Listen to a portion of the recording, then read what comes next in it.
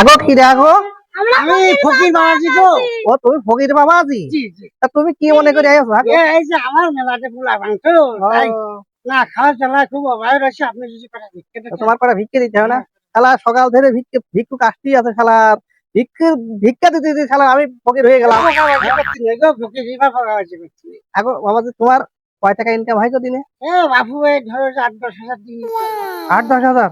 হ্যাঁ সর্বনাশ। তাহলে আজকে তো চাকরি বাকরি ছাড়ি দেবো। আজ তোমার সাথে ভিক্ষা করতে যাবো না, তোর বিক্রি নেবো। তাহলে আসেন আপনি আমার সাথে সাথে চলে আসেন।